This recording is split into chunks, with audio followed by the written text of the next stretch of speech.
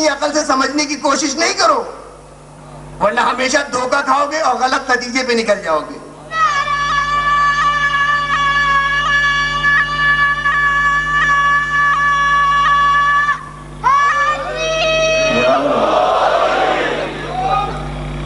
کہ جب بھی مشکل آئے، پریشانی آئے، در اہل بیت پہ ہو، اور دشمن چاہے آج کا ہو چاہے 1400 سال پہلے کا ہو، زرنگ، ہوشیار، عقل مند، ایسی چال چلتا ہے کہ اگر جسے اردو کا محاورے میں کہا جاتا ہے نا، چٹ بھی میرا پٹ بھی میرا، اگر جواب صحیح دیا تب بھی میرا فائدہ، جواب غلط دیا تب بھی میرا فائدہ۔ ایک مرتبہ امیر شام نے کی ملاقات ہوئی امام حسن علیہ السلام سے،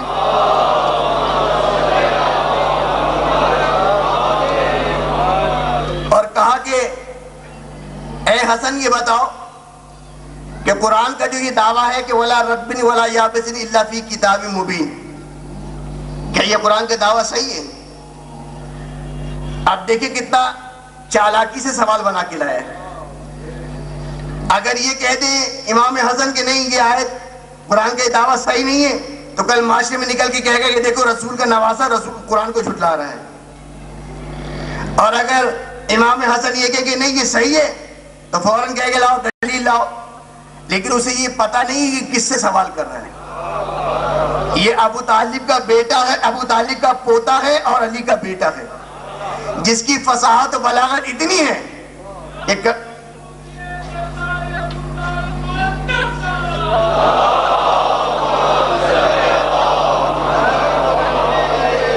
کبھی حضرت ابو طالب پہ تقریر کرنے کا موقع ملا تو بیان آپ کے سامنے وہ اشعار پیش کروں گا کہ جو ابو طالب نے رسول خدا کی شان میں جو اشعار کہے ہیں کہ کیا عقیدہ کلمہ گو کا ہوگا،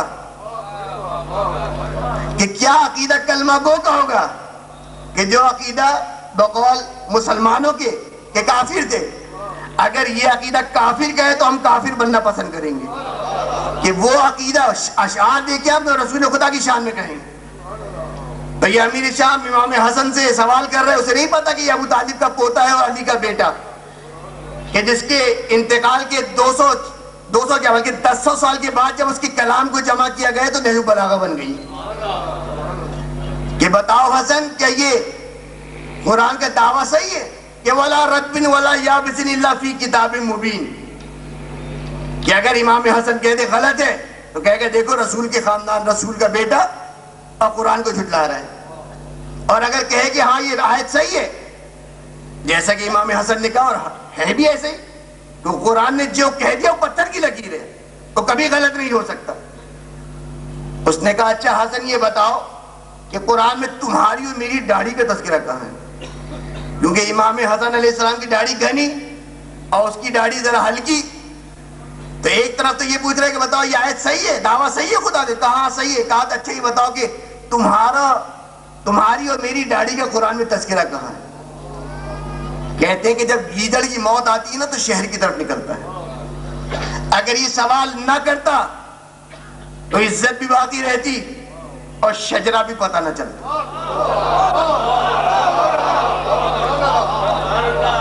اگر سوال نہ کرتا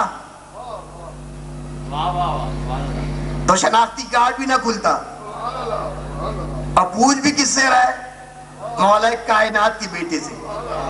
کہا بتاؤ حسن کہاں پہ قرآن میں ہماری اور تمہاری داڑھی کا تذکرہ ہے؟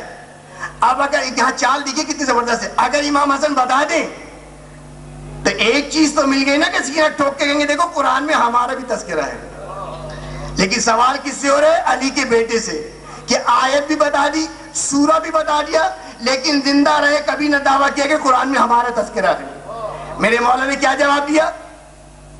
کہا تم نے وہ آیت نہیں پڑھی وَالْبَلَدُ الطَّيِّبُ يَخْرُجُ نَبَاتُهُ بِإِذْنِ رَبِّهِ وَالَّذِي خَبُثَ لَا يَخْرُجُ إِلَّا نَكِدًا، کہ خدا قرآن میں فرمایا ہے کہ جو پاک اور پاکیزہ زمین ہوتی ہے نا اس سے اچھی فصل نکلتی ہے، جو کوڑا اور کرکٹ ہوتا ہے اس سے سوائے کوڑا اور کرکٹ کے کچھ نہیں نکلتا۔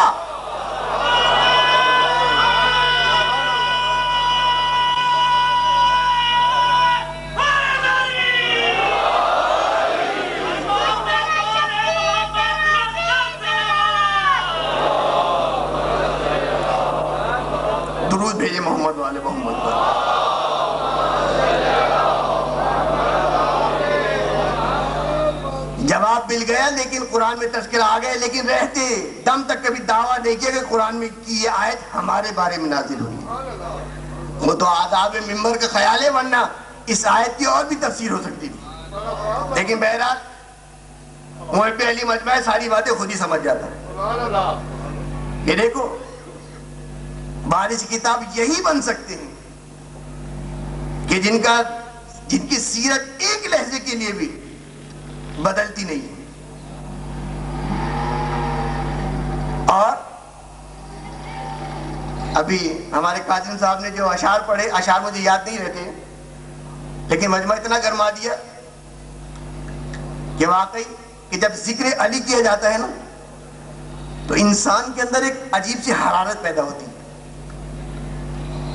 ایک جذبہ، ایک جوش اس کے اندر سے خود اٹھنے لگتا ہے اگر حلال زیادہ ہو۔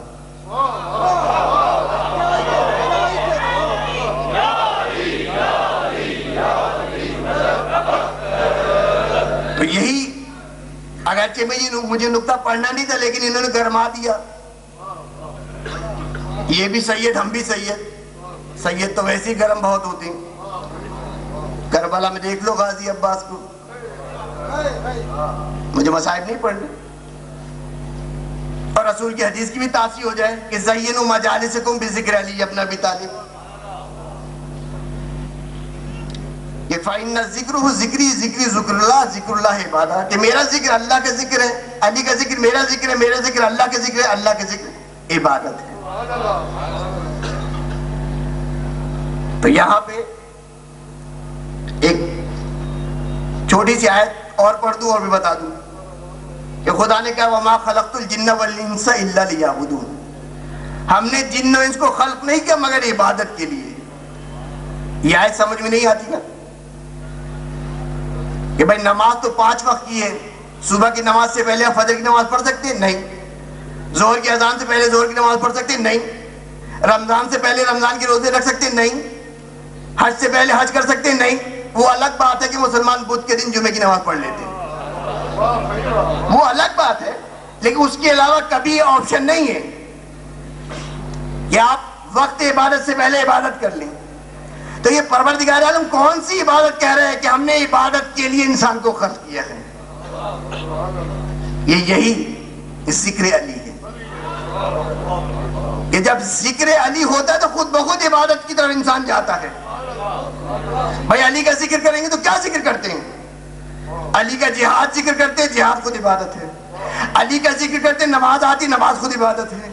علی کا ذکر کرتے ہیں، انفاق آتا ہے کہ علی نے ساری زندگی اپنی پیٹھ پہ روٹیاں لاد لاد کے غریبوں کی مدد کی، تو خود بخود ذکر علی وہی عبادت خدا کی طرف لے کے جاتا ہے۔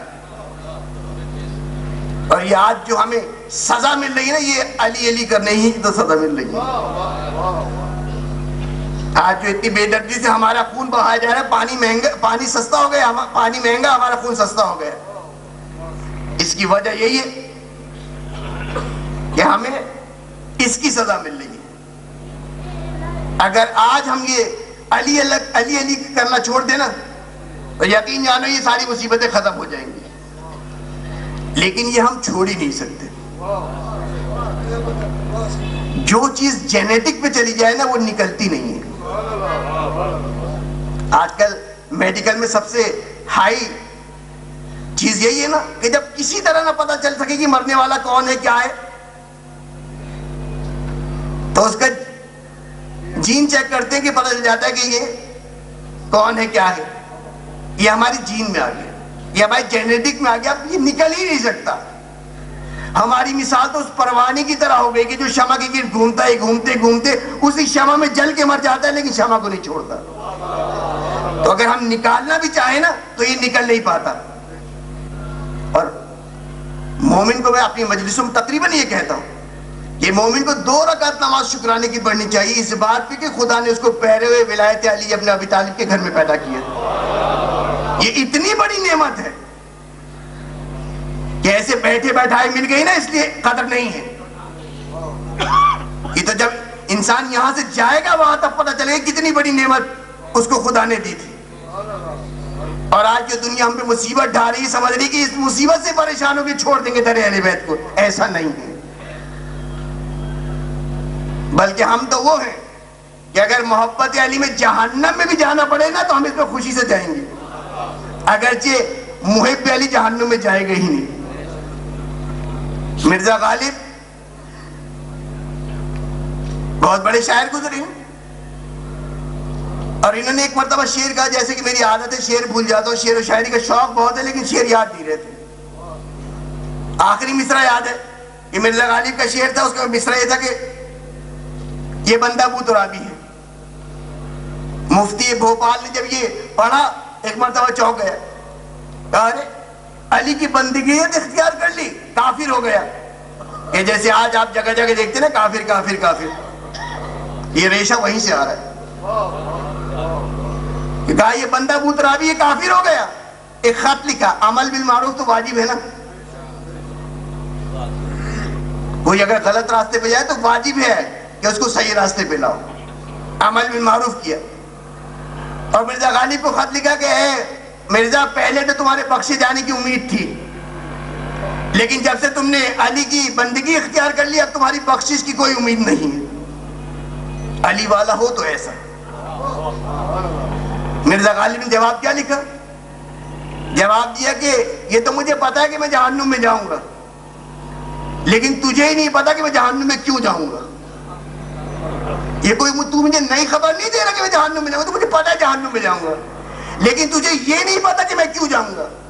میں جہنم میں اس لیے جاؤں گا کہ تجھ جیسے دشمن اہل بیت کی آگ کو بھڑکا سکوں۔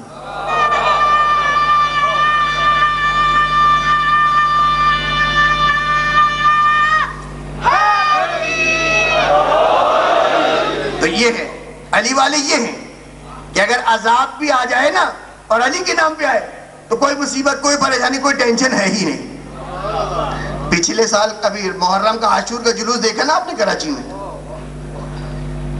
سارا میڈیا ہماری حمایت میں تو ہے ہی نہیں، لیکن میڈیا کو یہ بات کہنی پڑی کہ اتنے بڑے بم دھماکے کے بعد جلوس نہیں رکا، جلوس اپنے راستے پہ چلتا رہا۔ بھائی جو جلوس میں لڑکا تھا اس کے ذہن میں یہ تو آیا ہوگا نا کہیں میرا باپ تو نہیں مر گیا، جو جوان ہوگا اس کو خیال آیا ہوگا نا میرا بھائی تو نہیں مر گیا۔ لیکن جب ہم اولاد علی کا غم اٹھا لیں نا، تابوت اٹھائے، تو پھر ہم کسی کے تابوت کے لیے رکتے نہیں ہیں، چاہے کتنے بڑے تابوت ہمارے پڑے رہ جائیں، ہم اپنوں کی فکر ہی نہیں کرتے، اس لیے کہ ہم علی والے ہیں، ہم محب علی ہیں۔ میں محب علی اس لیے کہہ رہا ہوں کہ شیعان علی ہونا بہت مشکل بات ہے، ہم محب علی ہیں۔ محب علی تو کائنات کا ذرہ ذرہ محب علی ہے، شیعان علی ہونا بہت بڑی بات ہے۔ آمش مکے کا رہنے والا ایک آدمی مدینے آیا، اس نے عجیب منظر دیکھا، ایک سیاہ پوست کنیز نابینا کندھے پہ پانی بھرا وہ مشکیزہ اٹھائے اور یہ کہہ رہی کہ میں علی سے محبت کرتی ہوں، اس خوشی میں آگے پانی پی لوں۔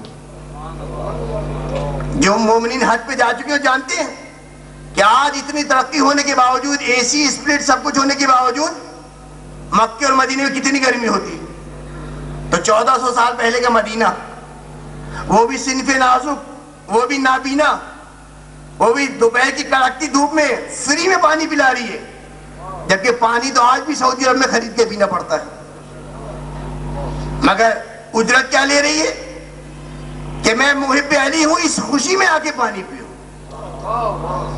اس نے منظر دیکھ کے حیران ہو گیا، صنف نازک، نابینا، دوپہر کا ٹائم اور فری میں پانی۔ واپس مدینے سے مکے گیا، وہاں جب گیا تو ایک دن گیا خانہ کعبہ کے پاس، دیکھا کہ ایک اور عورت ہے، سیاہ پوست بھی ہے، عورت ہے، لیکن دو فرق اس میں ہے، ایک تو یہ بینا ہے، اس کی آنکھیں دیکھ رہی ہے، اور دوسرے اس کے نعرے میں فرق ہے۔ مدینے میں جو تھی نابینا تھی، وہ نعرہ لگائی تھی کہ میں علی سے محبت کرتی ہوں، اس خوشی میں آ کے پانی پی لو۔ یہاں پہ جو مکے میں عورت ہے کہہ رہی کہ میں علی کی